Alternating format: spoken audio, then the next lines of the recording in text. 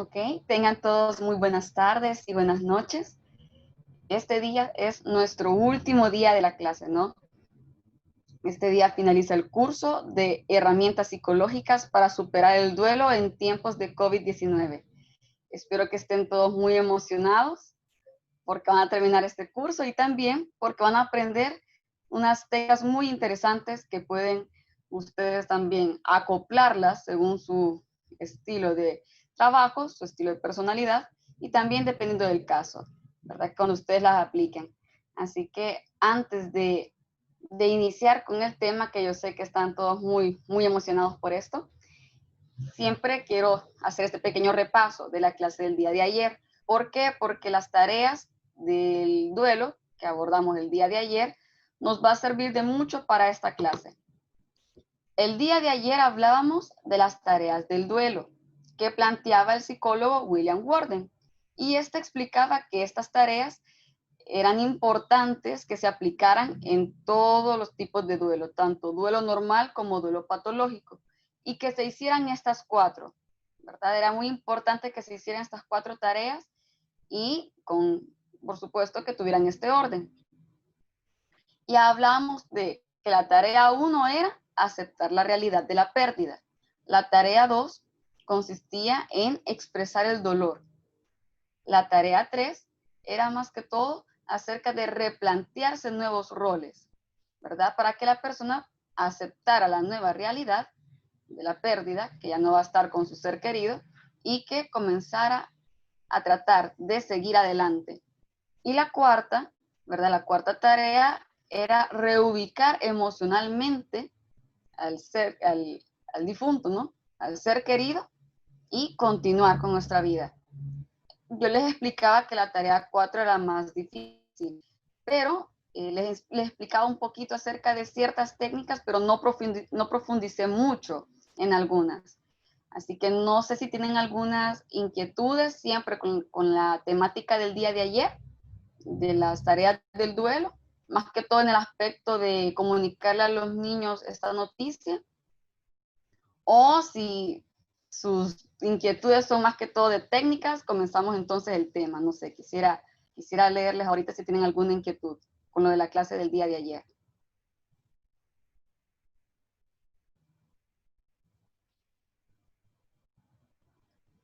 Sí, es una lástima que se termine este curso. Estuvo muy interesante y también ustedes participaron bastante. Entonces, eso me alegra mucho a mí. Los ejemplos para abordar la tarea 4. No puse tanto los ejemplos porque esto iba de la mano con técnicas, por eso no profundicé mucho la tarea 4.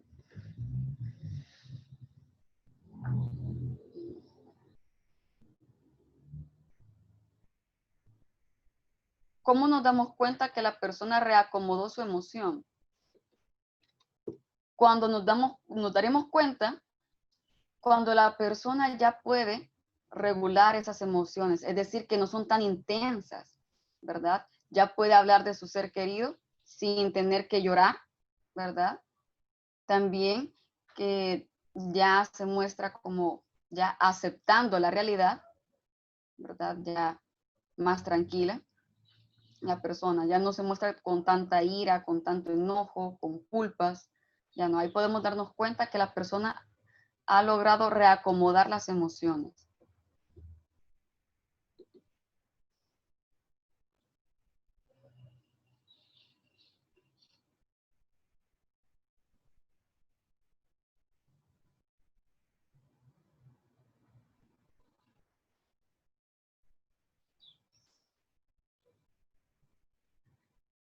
Ok. Es importante, que yo les mencionaba, ¿verdad? Que en la parte del aceptar la pérdida, en la tarea 1, yo les explicaba acerca de que es importante que los niños asistan, ¿verdad?, a los actos funerarios, pero en este caso, por la situación de la pandemia, es imposible. Por lo tanto, yo les hacía bastante hincapié en que se tenía que abordar la temática de la muerte con el niño. No ocultarle la verdad de que su familiar ha muerto, sino que se debía de expresar acorde a la edad del niño y con términos claros y concisos, que su familiar había fallecido, para que así el niño fuera partícipe de la despedida que se haría, ¿verdad? De forma simbólica, claro. No sé si tienen alguna inquietud, siempre con el tema de ayer.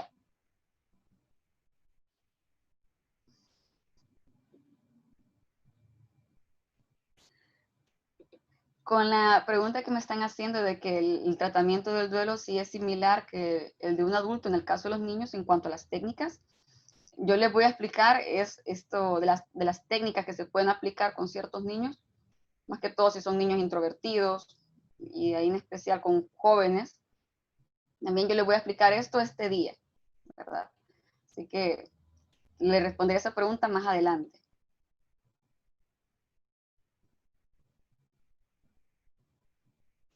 Ok. Aquí me preguntan, ¿alguna forma de plantear la muerte en duelos en que el familiar fue asesinado? ¿Cómo se plantea a un niño? ¿Cómo se puede ir elaborando la medida que va creciendo? Ok, en este caso, sí es importante, primero, explicarle al niño de que su familiar ha muerto y que al parecer alguien le ha quitado la vida, alguien lo ha matado. Explicarle, si el niño le preguntar por qué pasó, decirle, no, no sé, desconozco los motivos. Entonces, uno tiene que explicarle al niño que no, nadie tuvo la culpa de la familia, ¿verdad? De que haya resultado asesinado a su familiar. Y lo más importante, abrazar al niño y explicar que deben que seguir viviendo, poco a poco. Y cualquier cosa, cualquier inquietud que tenga, si tiene miedo o algo, que está bien, es normal, porque su ser querido ha muerto de una forma violenta. Entonces, explicarle que en la medida que se pueda, la persona lo va a cuidar, ¿verdad? El adulto sobreviviente va a cuidar de este niño y lo va a proteger. Hay que recalcarle eso al niño, pero siempre es necesario decirle la verdad, porque si no, el niño de verdad, esto también entra cuando se le dice mentiras al niño, independientemente el familiar haya muerto de forma violenta o no. Si no se le dice la verdad al niño, este crece con mucho resentimiento. Y se los digo así porque he llevado casos de este tipo, en el cual se le ha ocultado la verdad al niño del fallecimiento de su ser querido, y cuando este crece y se entera de la verdad, sí presenta bastantes resentimientos con el cuidador. Y sí, es muy complicado después la relación. Entonces sí es necesario decir la verdad. Son términos claros, concisos, y expresar, ¿verdad? Que no saben por qué le arrebataron la vida de esta forma, que lo van a cuidar y lo van a proteger en la medida que puedan.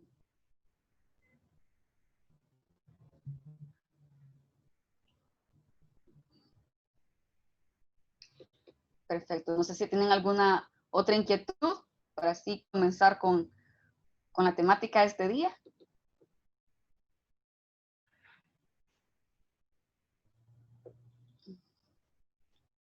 Perfecto. Entonces, arrancamos.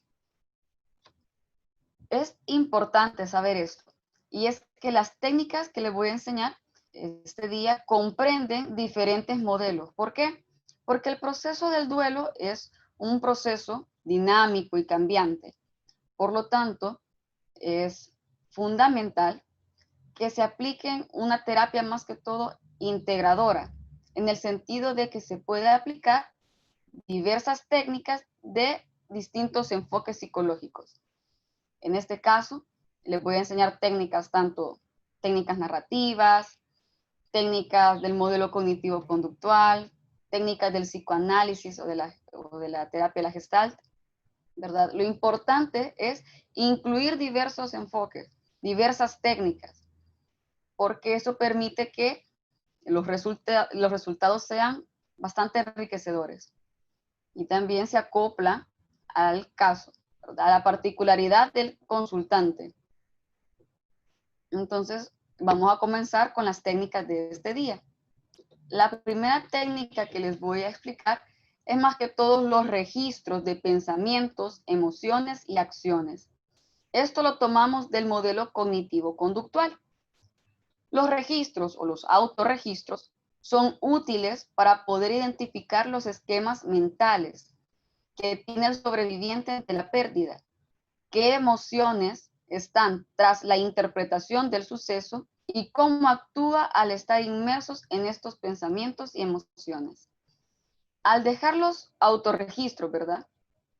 Favorece que la persona, el doliente, logre identificar qué es lo que siente y qué es, o sea, qué significó para él la pérdida de este ser querido. Los pensamientos que se esconden ante la intención del suceso, ¿verdad? Que en este caso es el fallecimiento, y qué emociones suscitan tras ese pensamiento. Y también cómo actúa esta persona al estar inmerso en esos pensamientos y en estas emociones. Estos autorregistros ayudan muchísimo a que el consultante tome conciencia de la pérdida, de la realidad que ahora está viviendo. Y el terapeuta, gracias a estos autorregistros, le facilita muchísimo en el aspecto de la exploración diagnóstica. ¿Por qué? Porque le permite identificar en qué etapa o en qué fase está atravesando este consultante. También si presenta ideas irracionales, ¿verdad? ¿Qué tipo de emociones están demasiado intensas y qué acciones ya son un poco desajustadas, ¿no? Acciones que no son del todo normales. Entonces, nos sirve muchísimo los autorregistros como terapeutas para identificar en qué fase está y si hay algunos indicadores, ¿verdad? De duelos patológicos. Entonces, esto es muy importante y se puede aplicar perfectamente. Y también le favorece al consultante, como le explicaba, para que tome conciencia de la pérdida. Entonces, los autorregistros son una excelente opción. Las técnicas narrativas. Esto lo hablábamos el día de ayer. Si se recuerdan, lo hablábamos en la tarea 2, ¿verdad? Expresar el dolor. Entonces, las técnicas narrativas y el uso de arte terapia. Estas técnicas son esenciales para poder expresar el dolor, la tristeza, la ira, la culpa, la impotencia, etc.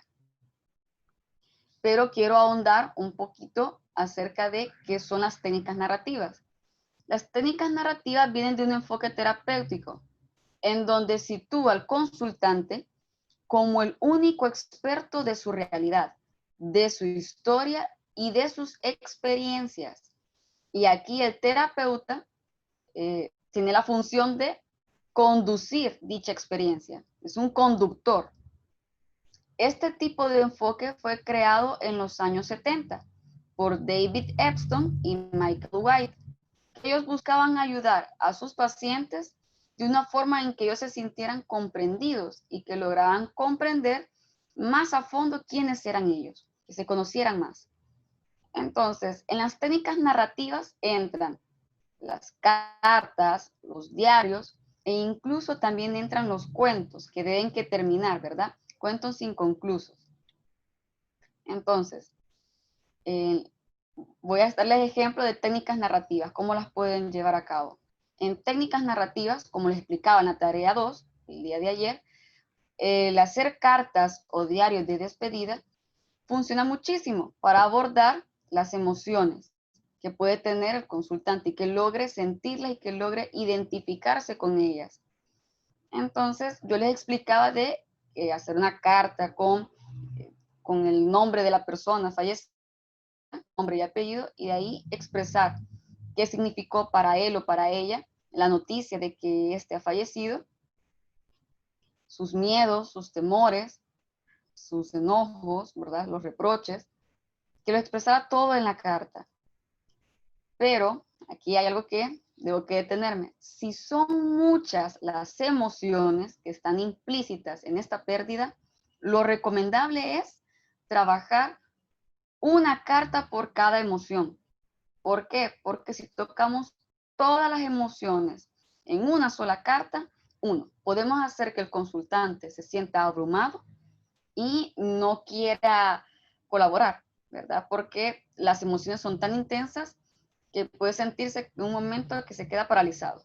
Y en vez de ayudar que se abra, pues va a hacer que se sienta frustrado porque no logra identificar del todo las emociones.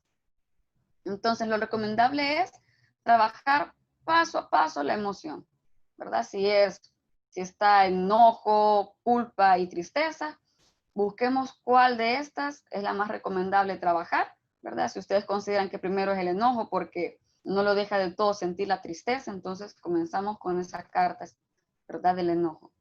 Paso a paso. Eso es lo más importante, trabajar una carta por emoción, ¿verdad? En el caso que hayan bastantes emociones anudadas en la pérdida.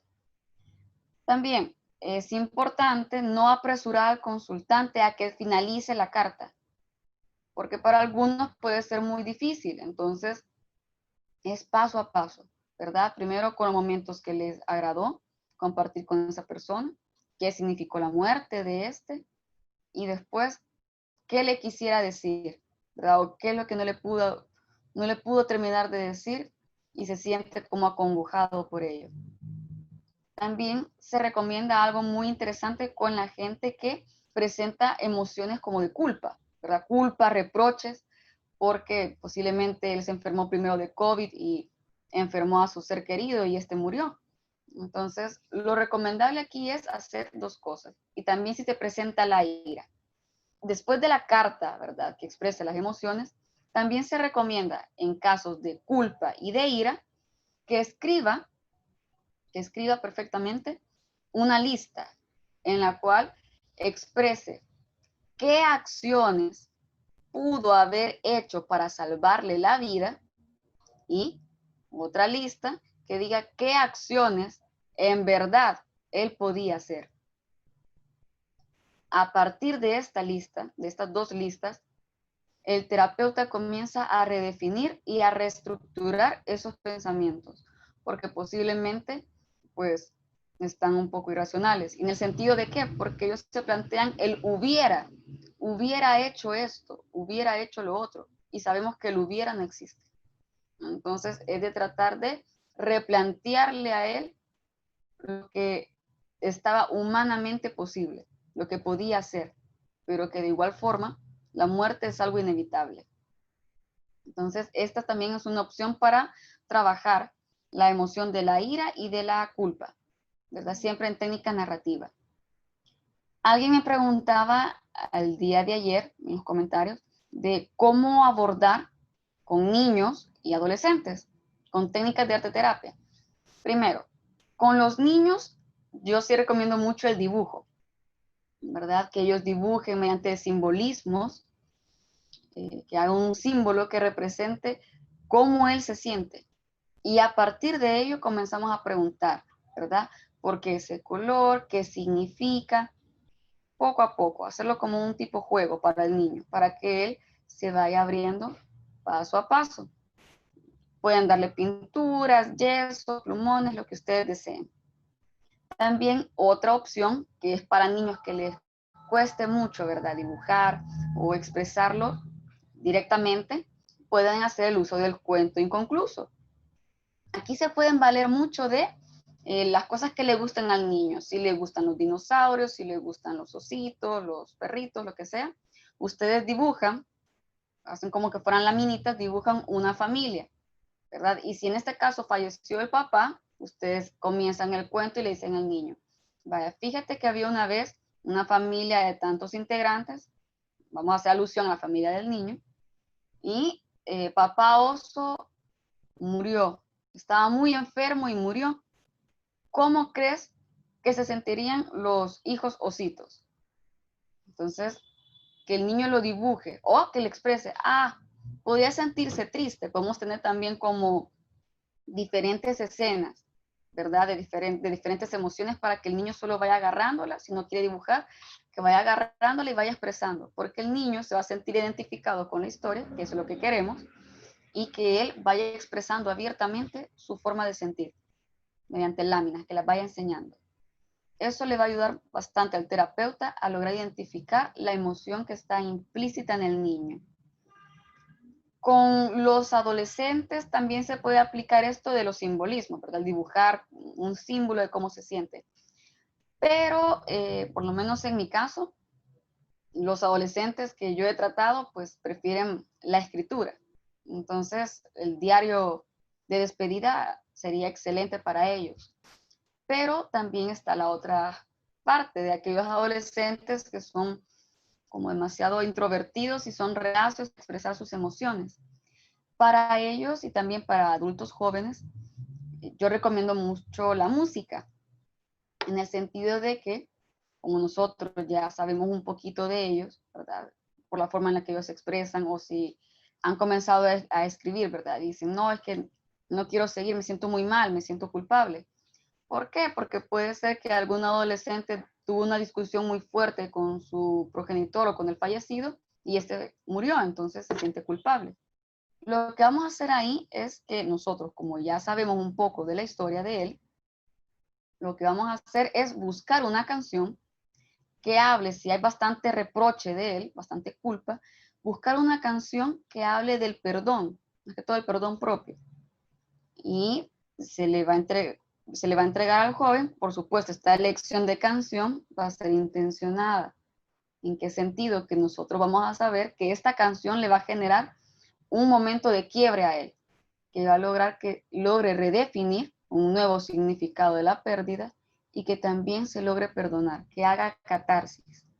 Entonces, le vamos a entregar al joven en el día de la sesión la letra de la canción y le vamos a decir que escuche atentamente y que vaya leyéndola. Y le ponemos la canción. Yo recomiendo canciones que estén en español. ¿Por qué? Porque al escucharlo y leerlo, tiene mejor resonancia en la mente de la persona y logra asimilar mejor el mensaje. Entonces, son como técnicas también que favorecen mucho la expresión emocional. Más que todo para los jóvenes, que la música es muy propia de ellos, ¿verdad? A ellos les gusta mucho, entonces podemos ayudarles a redefinir sus emociones mediante canciones, ¿verdad? No sé si ahorita, por el momento, hay alguna inquietud con estas dos técnicas que les he presentado. Permíteme que tengo problemas para ver sus preguntas.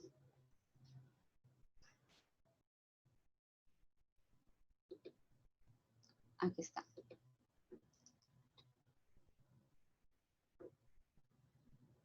Pero la música, o en este caso la canción, sea un elemento que al ser escuchada le traiga el recuerdo de un familiar muerto, no crear una patología. No, como recuerda que vamos a trabajar el duelo, entonces puede que estemos frente a un duelo patológico. No le vamos a crear más daño, sino que al contrario, lo que queremos, y por supuesto no va a ser de golpe, sino que va a ser ya avanzada cierta parte, ¿verdad? Una vez que la persona acepte la pérdida de su ser querido, podemos trabajar con las técnicas narrativas, ¿verdad? El uso de la música y la canción le puede ayudar mucho a que la persona logre expresarla. Si en dado caso el adolescente o el adulto mayor tiene, perdón, el adulto tiene alguna dificultad para reconocer sus emociones, o en el caso de que digan, es que no puedo llorar, al poner una canción que tenga un mensaje que nosotros queremos, o sea, de forma intencionada queremos lograr, ¿verdad? Más que todo en este caso, que es de perdón, favorece bastante que la persona logre hacer catarsis y que logre entrar en una nueva redefinición. Entonces no sería tan dañino, no sería dañino para nada. Con respecto a las cartas, ¿deben hacerse en la consulta o se dejan como tareas? Mira, yo prefiero las cartas hacerlas en la consulta. ¿Por qué? Porque también permite una cosa, que cuando haga la persona la carta, te la pueda leer. Tú le puedes decir abiertamente, si gustas, léemela. Puede que la persona le diga, no, no la puedo leer, es muy fuerte, léala usted. Entonces tú dices, ok, pero te la puedo leer en voz alta. Necesito leértela en voz alta por si hay algo que no me quedó claro. Nosotros queremos que la persona logre expresar las emociones, pero de forma sutil. No vamos a decir, no, tú debes que leérmela, no hay que forzarlo. Pero hay que plantearle también la opción de que se la va a leer en voz alta. ¿Por qué? Porque así uno de terapeuta se da cuenta de la intensidad de la emoción y también que favorece ese desahogo. Pero yo sí prefiero hacerlo en la consulta. Si la ponen como tarea, pueden decirle que nada más haga por decir algo, una parte y que sean los momentos agradables, ¿verdad? Y que haga hasta donde pueda. Está ahí. Si en dado caso no hace la tarea, entonces la llevamos a cabo en la sesión. Pero sí, yo preferiría mejor durante la consulta.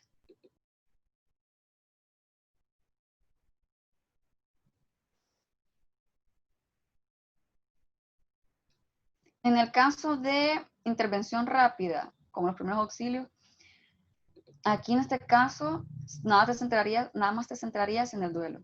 Porque normalmente en los casos de duelo, si te centras en una terapia mucho más larga, abordas ya otras temáticas. Ya cuando la persona logra superar al fallecido, ya comienzas a abordar las otras áreas deficitarias que presentaba.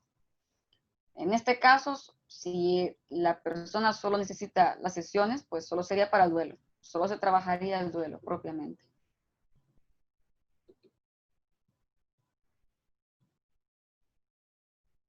En teletrabajo. Mira, fíjate que eso es muy interesante. Como nos divide la pantalla, ¿verdad? Igual se puede llevar a cabo. O sea, las técnicas, ¿verdad? Que escriba, tú le puedes decir, o incluso pueden compartir un documento para que ambos pueden ver cuando están escribiendo la carta. O si no, simplemente que la persona te escriba y tú la estás viendo, así como me están viendo ustedes a mí, que la persona te escriba la carta y luego que te la lea. Es cierto que como no estamos cerca, ¿verdad? No puede decir, se vuelve un poco frío, pero te digo, se puede trabajar muy bien las emociones también de forma virtual, siempre y cuando activen la cámara. Lo mejor es que activen la cámara para poderlos ver.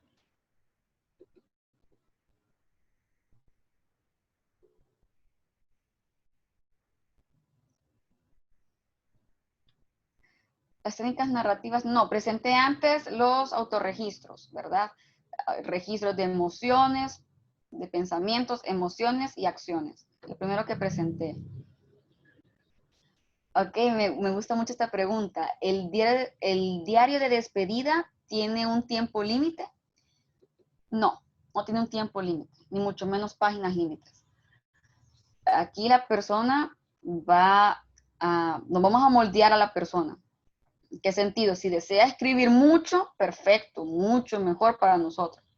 Si le cuesta escribir, podemos ver qué otra variable le podemos dar, ¿verdad? Se utiliza la arteterapia o la musicoterapia, porque a veces hay algunos consultantes que les cuesta escribir.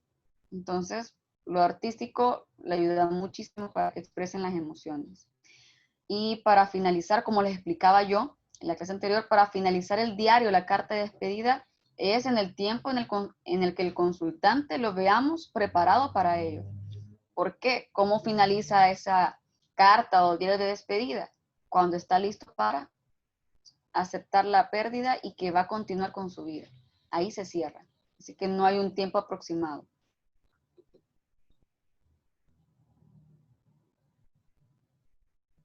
Las técnicas que se usarían para una catarsis virtual. Estas son las que te he mencionado. Las cartas, la arteterapia se puede hacer perfectamente de forma virtual. Créeme lo que sí, se puede perfectamente. Normalmente es que uno siente como la necesidad de abrazarlo, ¿no? Cuando está llorando y todo, o darle algún pañuelo. Pero en estos casos, como no se puede por el distanciamiento, sí se puede, digamos, con las cosas que tengas. Digamos, de arte terapia, si tiene lápices de colores o lapicero, lo que tenga a la mano, serviría perfecto. Pero sí, o sea, estas técnicas se pueden aplicar tanto presencial y virtualmente. No hay ningún problema con ello. Se puede combinar las técnicas. Si técnicas narrativas con arte terapia, sí se pueden combinar perfectamente. Ok, en la técnica de arte terapia, las que les mencionaba, ¿verdad? Ustedes pueden combinarlas o pueden hacer otras perfectamente según las características del caso. Por lo menos con los niños, con técnicas de arte terapia, les digo a los niños que les doy una página de papel o si no, les digo al padre que le dé un cuadernito para que pueda dibujar y que dibuje un símbolo o lo que significaba ese ser querido que perdió, ¿verdad? ¿Qué significaba él en su vida? ¿Qué era para él? ¿Verdad? Una indicación rápida y concisa y que dibuje. El niño, a veces el niño le puede decir, dibuja una carita triste. Ustedes le van a decir, haz lo que tú quieras. Siempre y cuando, si eso es lo que tú sientes. Ok. ¿Verdad? No hay que sugerirle al niño qué es lo que va a dibujar. No tampoco, sino que el niño se sienta libre y que exprese lo que siente. Si tienen plastilina, ¿verdad? En la casa los niños, pues perfecto, pueden hacerlo también con plastilina, que hagan con plastilina lo que sienten, ¿verdad? A veces solo pueden hacer como una carita, otros solo pasan aplastando la plastilina y dicen, no sé, pero solo quiero aplastar, ¿ok? Entonces explicamos, ¿cómo te sientes al aplastar la plastilina? Me siento bien. No entiendo por qué mis papás están llorando.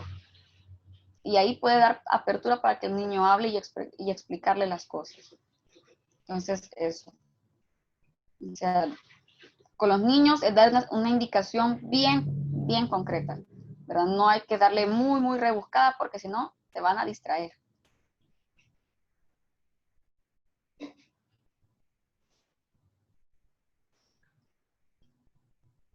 ¿Estas técnicas pueden aplicar con mascotas? Mira qué bonita tu pregunta. Sí, la verdad es que sí. Pueden escribir perfectamente qué es lo que sentían por esa mascota, qué significaba para ellos, porque como les explicaba en la clase 3, si mal no me equivoco, acerca de los tipos de duelo, y es cierto, hay duelos también por mascotas, entonces sí, es recomendable que también se apliquen estas técnicas. Muy bien, vamos a continuar con las siguientes técnicas.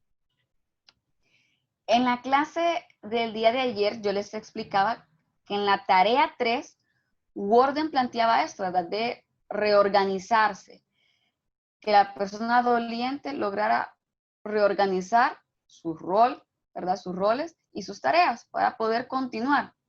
Pero, ¿qué pasaba? Que el doliente, por querer abarcar todo de forma muy rápida, se sentía frustrado. Por lo tanto, en esta tarea planteaba Worden que importaba muchísimo las redes de apoyo, que le recordaran sus cualidades, sus valores. Y alguien me preguntaba, sí, pero en esta situación de cuarentena, ¿cómo vamos a hacer nosotros como terapeutas? Y esta es la técnica que ayuda perfectamente en esa tarea, en la tarea 3, de recordarle sus cualidades, que es el árbol de logros. Se trata de una técnica que permite que la persona tome conciencia de los logros obtenidos a lo largo de su vida y de igual forma que vea las capacidades y que gracias a ellas ha obtenido esos triunfos. Esta técnica del árbol de logros, ustedes le pueden decir a la persona que, eh, que haga un árbol, ¿verdad? Como se puede ver aquí en la imagen, como esta imagen. Que haga un árbol y que en las raíces escriba sus valores y que en los frutos escriba sus logros. Aquí no hay tiempo, ¿verdad? Que ustedes digan, vaya, en tanto tiempo usted debe que hacerlo. No. Dejen que la persona lo haga, ¿verdad? Y dejen que la persona también escriba sus logros. Si solo escribe 2 o 3, ustedes esperan que la persona termine. Y si les dicen, no, ya solamente dos logros le puse, ¿verdad? Que me gradué de la universidad y que encontré trabajo. Pueden haber consultantes que solo noten 2 logros. Usted le van a decir, ok, ¿está usted seguro? Sí, sí, sí, le va a decir. Entonces, aquí viene nuestro trabajo. Comenzar a ayudarle a redefinir qué son los logros en verdad. Y se le dice, ok, pero usted sabe escribir. ¿Aprendió a escribir? Claro, le va a decir. Ok, entonces ese es un logro. Aprendió a leer. Ese es otro logro. Aprendió a caminar, a gatear, aprendió a sumar, a restar. Entonces, esos son logros, se les va explicando. El consultante le puede dar risa y le puede decir, entonces si es así, sé cocinar, es un logro, ¿verdad? Claro que es un logro. Si sabe patinar, si sabe andar en bicicleta, son logros. Lo que pasa es, y ahí nosotros explicamos, lo que pasa es que las cosas cotidianas o que nosotros consideramos que son normales, que no merece algún tipo de elogio, pues también son logros. Y eso es, también notar que ha logrado muchas cosas, porque algunos pueden decirle, sí, mire, me costó muchísimo andar en bicicleta, me caía constantemente, pero al final vencí mi miedo y mire, puedo andar en bicicleta. Así perfectamente usted va a ir redefiniéndole con el consultante acerca de su propia autopercepción, cómo se percibe él. Algunos le pueden decir, sí, pero es que fíjese que ahí me acompañó mi papá para andar en bicicleta. Le puede recordar al fallecido, pero usted le dice, sí, él te ayudó, pero quien tuvo ese logro fuiste tú, así que ese logro es tuyo. El árbol de los logros favorece muchísimo a que la persona se dé cuenta qué tan valiosa es y cómo ha logrado salir adelante. Entonces, esta técnica es muy bonita y ayuda muchísimo a cambiar la perspectiva del consultante que se tenía hacia sí mismo. Pero puede haber otra dificultad. ¿En qué sentido? Puede que hayan algunos consultantes que estén tan empecinados en sus propios errores que no logran ver los logros, ¿verdad? Ustedes lo perciben en cuanto a la exploración diagnóstica. Entonces, se puede aplicar otra técnica antes del árbol de logros, que es la identificación del diálogo interno. ¿A qué me refiero? El diálogo interno es lo que nosotros nos decimos, ¿verdad? Cómo nosotros nos tratamos. Entonces, hay diálogos internos demasiado críticos, duros, ¿verdad? Que la persona prácticamente se desvaloriza a diario. Hay otro tipo de diálogo interno que son muy fluctuantes, es decir, personas que tienen dificultad para concentrarse. Comienzan con una idea, luego pasan con otra, luego con otra, regresan a la del inicio y así. Cuando nos encontramos con un diálogo interno fluctuante, disperso, nos encontramos con una persona que se le dificulta reflexionar. Entonces, un ejemplo práctico que yo hago con mis consultantes es lo siguiente, para lograr identificar el diálogo interno. Les presento como dos imágenes. Una imagen de rosas, yo utilizo rosas, me gusta mucho. Entonces, una imagen de rosas muy bonitas, ¿verdad? Un ramo de rosas preciosas, rojas y hermosas. Y la otra imagen es un ramo de rosas marchitas, secas. Entonces yo le digo a mi consultante, en las rosas hermosas, las bonitas, tú me vas a escribir cómo las veces que tú te halagas, te elogias, te dices palabras de cariño, ok, tú me las escribes. Las palabras que tú te dices a ti mismo. Y en el ramo de rosas marchitas, tú me escribes las palabras que te dices a ti mismo, pero que son así como bien duras contigo, que te sueles reprochar por muchas cosas, que te culpas por algo. Entonces, la persona comienza a escribirlas. ¿Qué pasa? Cuando nos encontramos con que el consultante ha llenado nada más el ramo de rosas marchitas. Eso quiere decir que su diálogo interno es muy destructivo.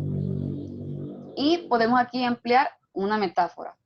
Y le explicamos a la persona para que vaya comprendiendo mejor cómo funciona el diálogo interno. Y se le dice, imagínate con este ejercicio que acabamos de hacer, quiero decirte esto. Y es que si tú tienes un jardín, te podrás dar cuenta, o si has visto algunos jardines. Cuando uno descuida, digamos, una rosa, y sabemos que es de sombra, pero la ponemos en el sol, ¿qué sucede? Esta se quema, ¿verdad? O si una planta era de sol y la ponemos en sombra, esta comienza a enfermarse, ¿verdad? Se llena de plaga, de hongo, de bacterias y comienza a marchitarse. Así mismo pasa si regamos con mucha frecuencia y con abundante agua la rosa. se ahoga. Y si no la regamos, pues se enferma, se seca. Así es nuestros pensamientos. Si somos demasiados extremistas en el aspecto de que nos tratamos de forma muy despectiva, lo que genera es que nos sintamos tristes, miserables y que no podamos ver nuestros logros, que no podamos ver nuestros puntos fuertes. Entonces, ¿qué necesitamos? Necesitamos abono. ¿Y cuál puede ser ese abono? Pues comenzar a perdonarse a sí mismo, tratándose un poco más afectuoso, ¿no? Darse elogios, porque también uno debe que reconocer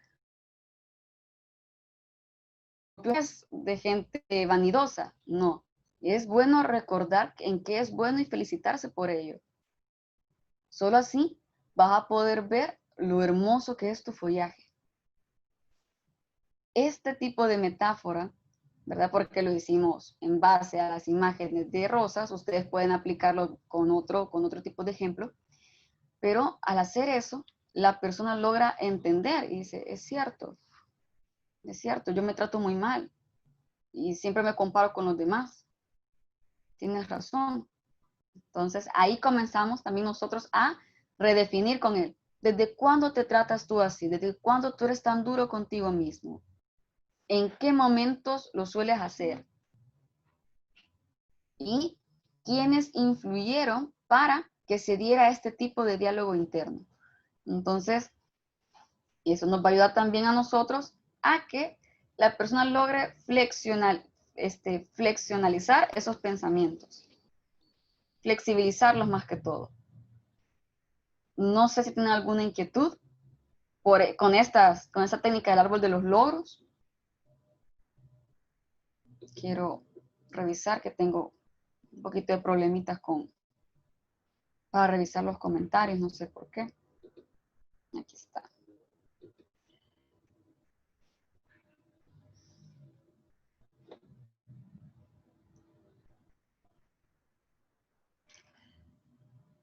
¿Puedes repetir lo último? Ah, ok. El diálogo interno. Ok, el diálogo interno es la forma en la que uno se trata, ¿verdad? Si te sueles decir palabras groseras a ti mismo, eres muy exigente contigo mismo, ¿verdad? Es lo que uno se dice.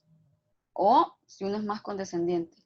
Es importante identificar el diálogo interno porque permite como terapeuta saber más o menos la percepción que se tiene el consultante de sí mismo, cómo se valora. Entonces, por eso hacía este ejercicio del diálogo interno, el identificar cómo está la persona en cuanto a su propia autopercepción y nos permite también, ya al redefinir con él ese aspecto, dar paso a la siguiente técnica que es el árbol de los logros. Ok. Vamos con la siguiente. Y es el debate racional. Creo que más de alguno de ustedes ya conoce más o menos esta técnica, pero el debate racional es una técnica del modelo cognitivo-conductual. Busca redefinir y flexionalizar las creencias irracionales sobre la pérdida del ser querido. Más que todo el debate busca ver qué tan racional es lo que piensa esta persona, porque normalmente se albergan muchas ideas irracionales, pero eso es normal. En todos los seres humanos tenemos ideas irracionales, por eso es necesario debatirlas. Y si se fijan en las técnicas que hemos visto anteriormente, el terapeuta juega mucho con esto, con el debate. Prácticamente vamos redefiniendo a la persona su forma de pensar y su forma de verse a sí mismo. La silla vacía, también es otra técnica que creo que bastantes la conocen. Técnica que técnica que pertenece tanto al psicoanálisis como en la terapia de la Gestalt. Permite expresar ciertas emociones entre el consultante y con una persona que no está físicamente. La silla vacía nos puede servir muchísimo, ¿verdad? En la cual, con las cartas que habíamos hecho anteriormente, se le puede decir a la persona que tome la carta y que frente a una silla vacía se imagine que es ese ser querido y que que le exprese la carta, que se la diga, ¿verdad? Ahí puede ir los reproches que tiene hacia él, el sentimiento de dolor, el miedo, que se lo exprese a esa silla vacía, imaginándose al ser querido. Nos ayudará muchísimo a nosotros y también al consultante para que éste logre desahogarse y expresar con totalidad lo que siente. Es una técnica muy buena para la expresión de emociones, ¿verdad? Y que a veces cuesta decírselas en persona a alguien, o que alguna vez, o que nunca pudo decírselos a ese ser querido. Ahora vamos con los rituales. Los rituales son muy distintos, ¿verdad? No hay una guía que diga cómo elaborar un ritual, no. Los rituales son muy distintos y dependen muchísimo de la magnitud y la particularidad del caso. También dependerá muchísimo de la creatividad del tema. Los rituales tienen como función que favorece a que haya un cierre de una etapa y se pueden emplear para despedir de una vez a nuestro familiar y poder comenzar a avanzar. Los rituales ayudan mucho para la cuarta tarea, ¿verdad? Que era la reubicación emocional. Para esta se pueden aplicar de diferentes formas. Les voy a plantear nada más 2 ejemplos. La primera, que es para despedir a nuestro ser querido, puede ser que se haga un video de fotografías, ¿verdad?, del fallecido, que se contacte con los seres queridos que tenían en común, ¿verdad?, la familia, amigos, etcétera. Y debido al contexto de pandemia, pues por Zoom, ¿verdad?, por la plataforma de Zoom,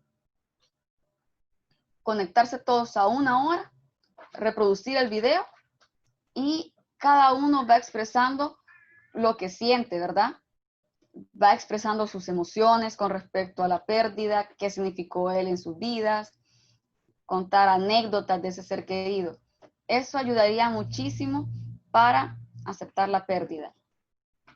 También otro tipo de ritual que es el que yo aplico, que es muy bueno también, pero depende también de la particularidad del caso y del consultante.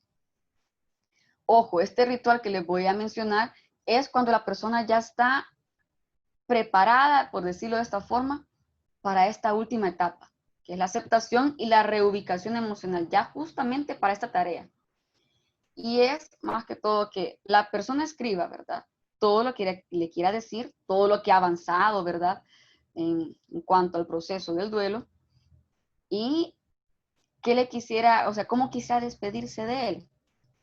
Y se le pide que cierre los ojos, se puede usar música tranquila, porque eso nos va a ayudar muchísimo para que la persona se concentre, y mediante relajaciones vamos induciendo al consultante a una especie de ejercicio de visualización, en el cual es el terapeuta el que va conduciendo ese ejercicio. Cuando vemos a la persona que está muy concentrada, el doliente está muy concentrado, se le pide que imagine a su ser querido que ha muerto y que le diga todo lo que, lo que había expresado en la carta. Si puede agregar más detalles, pues lo puede hacer. Que se lo diga de frente, en esos momentos que lo logra ver. Y que cuando esté listo, pues también deje que él le diga algo, o sea, que se imagine qué es lo que le diría ese ser querido. Ya después de eso, lo puede abrazar, lo puede besar, lo que quiera, para despedirse de una vez de él. Y cuando esté listo, que abra los ojos.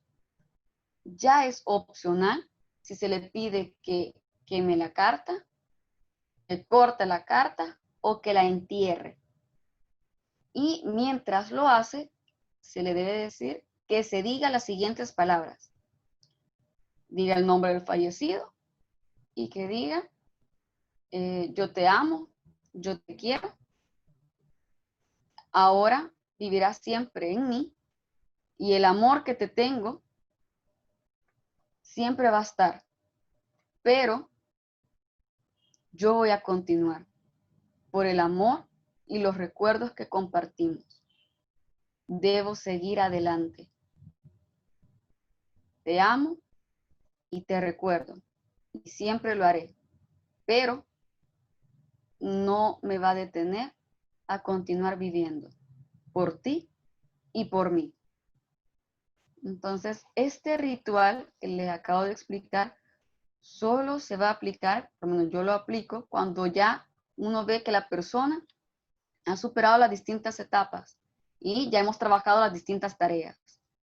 Este tipo de ritual se trabaja más que todo en la tarea 4. No sé si hay alguna inquietud con estas 3 técnicas que les acabo de expresar, o en especial con los rituales. No sé qué piensan, quisiera saber un poquito acerca de qué es lo que piensan ustedes.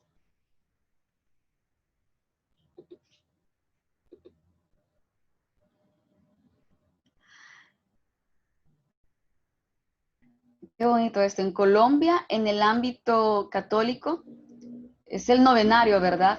Sí, sí, también entra como una especie de ritual. E incluso también lo pueden ustedes acoplar, digamos, dependiendo de la persona. Si la persona desea y practica alguna religión, pueden utilizar las alabanzas, los rezos, las oraciones o lecturas bíblicas para despedirse de su ser querido. Hacer la ceremonia que se emplea en el momento del entierro, hacerla en casa, acoplarla a su contexto. Un ritual que se pueda manejar con las personas. Exacto. Los rituales que les mencioné, por ejemplo, de vía Zoom, ¿verdad? Acoplar los ritos religiosos en la casa y el que yo les acabo de expresar, sí se puede aplicar perfectamente con personas de pandemia. O sea, todo lo que les estoy explicando es más que todo para este contexto de la pandemia. Sí, el ritual va a depender mucho de las creencias y valores de la familia o persona. ¿Cómo se aplica en cada caso? Pues ustedes, como van a tener contacto con diversas personas, con diversos consultantes que atraviesen duelo, ustedes se van a dar cuenta de la personalidad de la persona, válgase la redundancia. ¿Por qué? Es necesario que ustedes, mediante la evaluación diagnóstica, ustedes también conozcan qué es lo que le gusta a la persona, cómo es que ella siente e interpreta las cosas, para que así uno vaya adaptando el ritual. Por eso les explicaba que los rituales son muy diferentes, porque depende mucho de la particularidad del caso, las características individuales del consultante y también del terapeuta.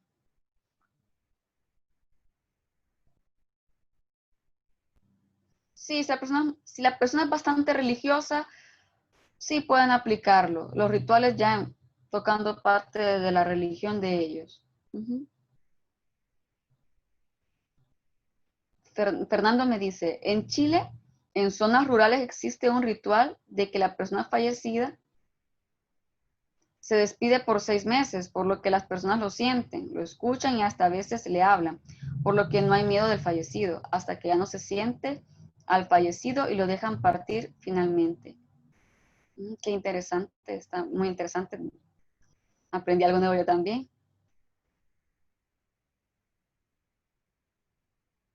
¿Cuál es más de la Gestalt? No, no, no.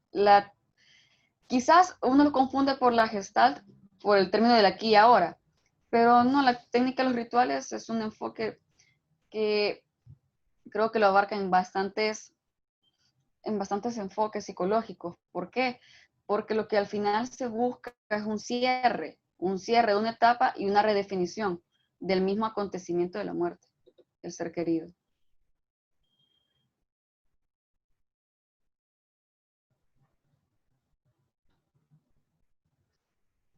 El debate, un ejemplo de debate racional.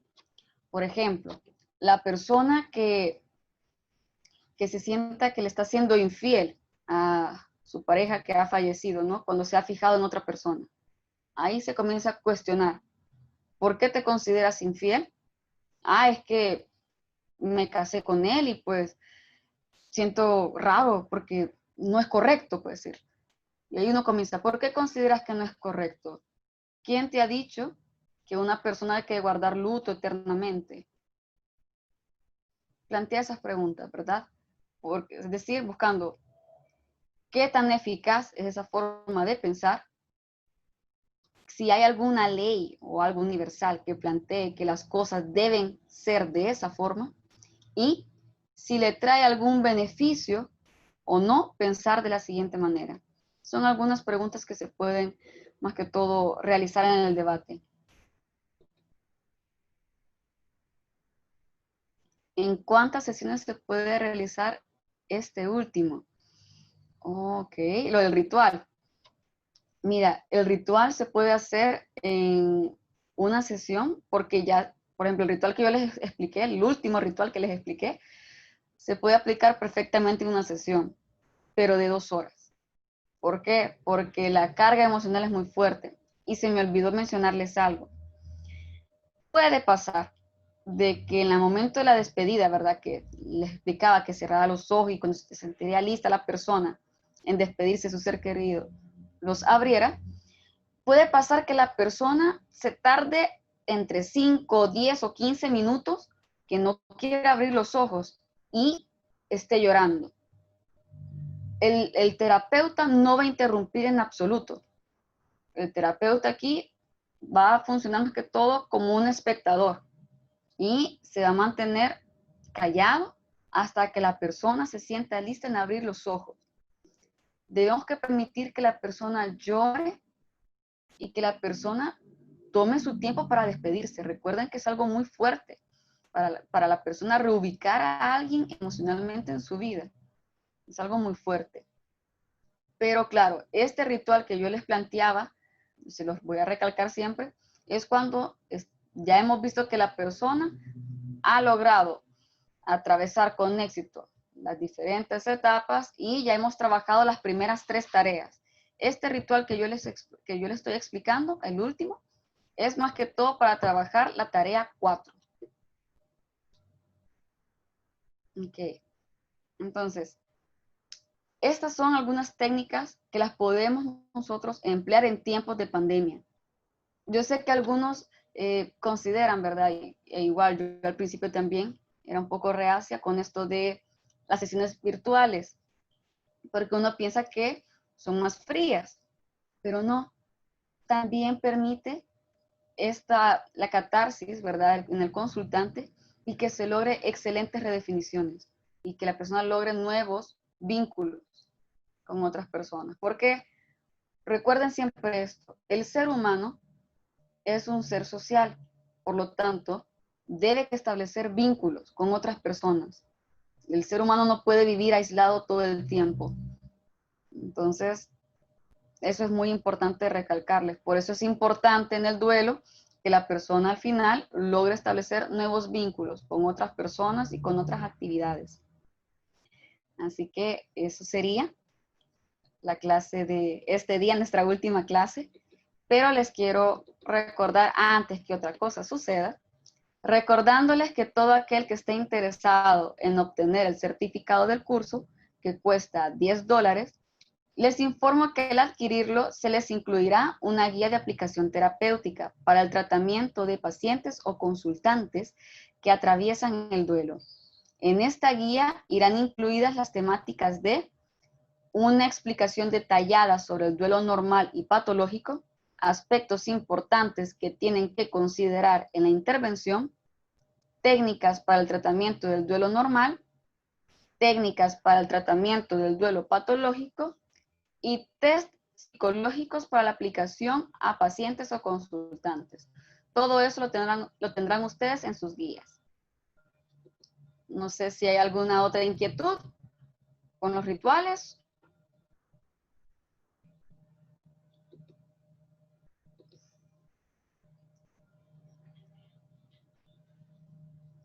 Con las preguntas de cuándo tienen que solicitar el certificado, la pueden hacer si gustan a académico@ebg.es para mayor seguridad. Y les quiero, como siempre, ¿verdad? Que siempre cerramos con una frase, les quiero compartir yo un bello poema, que también, por lo menos con un consultante, yo lo compartí esto. Y dice así: puedes llorar porque se ha ido o puedes sonreír porque ha vivido. Puedes cerrar los ojos y rezar para que vuelva o puedes abrirlos y ver todo lo que ha dejado. Tu corazón puede estar vacío porque no lo puedes ver, o puede estar lleno del amor que compartiste. Puedes llorar, cerrar tu mente, sentir el vacío y dar la espalda. O puedes hacer lo que a él le gustaría, sonreír, abrir los ojos, amar y seguir. Así es. La verdad, el duelo requiere de eso, de seguir adelante, recordar a nuestro ser querido, pero que el poder recordarlo no nos genere una parálisis, sino que al contrario, que podamos seguir adelante. Porque recuerden eso, superar no es olvidar. Y lo otro, pues agradecerles a cada uno de ustedes, primero porque ingresaron y se suscribieron a este curso, y también por su participación. La verdad es que yo también he aprendido mucho de ustedes, me motivaron mucho a seguir adelante. Igual, cualquier sugerencia para mejorar, pues con gusto, escríbanmela. Y recordarles también, por si se quieren contactar conmigo para compartir algún tipo de experiencia de este sentido, me pueden encontrar en Instagram como Andrea Escamilla Psicóloga, o pueden escribir mi usuario que es Andrea-psicóloga SB.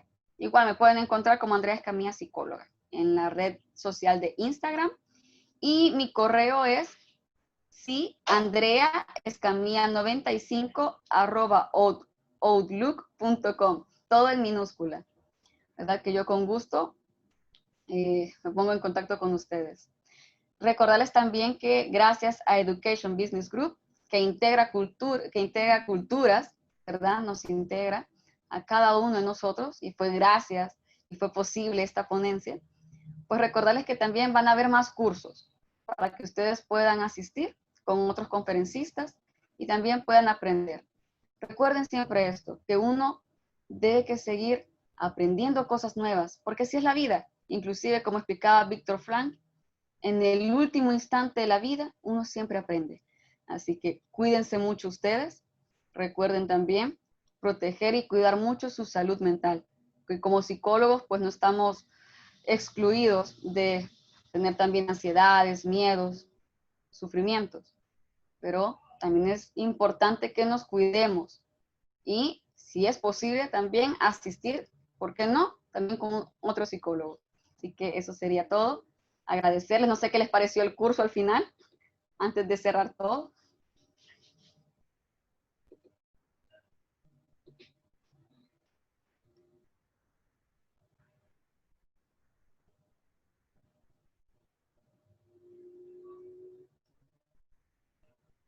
Muchas gracias a todos, de verdad.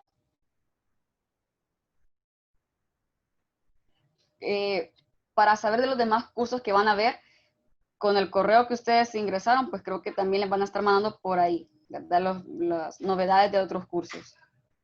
Me alegra mucho que hayan aprendido bastante. Así que un placer a todos, e igual cualquier inquietud que tengan para la clase de este día, igual yo estaré pendiente de sus comentarios. Muchas gracias a todos. Un saludo y feliz noche.